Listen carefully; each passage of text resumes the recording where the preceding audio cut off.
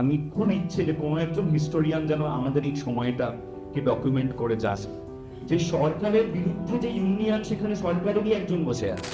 আমি রাজ চক্রবর্তীকে সাপোর্ট করছি না, আমি তো করছি না সাপোর্ট, কিন্তু ওই সিনেমাটা দেখতে গিয়ে তার প্রডিউসারকে পয়সা দিয়ে আমি সাপোর্ট দিয়ে এলাম, রাজ আর একটা ছবি বানাবে ওরা। সময় কলকাতা ৭১-এর মতো ছবি হয়েছে, ইন্টারভিউয়ের মতো ছবি হয়েছে, চালচিত্রের মতো ছবি হয়েছে, সেগুলো কেন আর এখন হচ্ছে না? আমার একটা স্পষ্ট উত্তর যে আমাদের এখানে আর হবে না।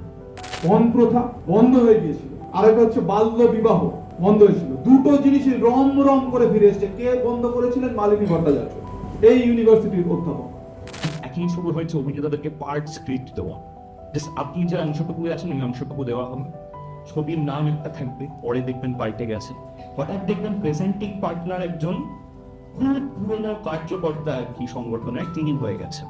মুসোলিনির জেলে প্রচন্ড সেন্সরশিপ ছিল, লিখলে পরে সেন্সর করা হতো, তাই জন্য উনি কতকগুলো শব্দ লিখতে পারতেন না, তাহলে ওটা কেটে দেওয়া হবে, লেখাটাই বেরোবে, তাই জন্য ওনাকে নতুন শব্দ তৈরি করতে হচ্ছিল। ছবি, ব্লাস্ট, রক্ত, সাবস্ট্যান্ডার্ড অভিনয়, আর প্রচুর পছন্দের ইনফ্লুয়েন্সারদেরকে অন স্ক্রিন এগুলোকে দিচ্ছে অভিনয় করতে গিয়ে, তাদের তো দেখতে দেখতে আমাদের এই সভ্যতাটা শেষ হয়ে গেল।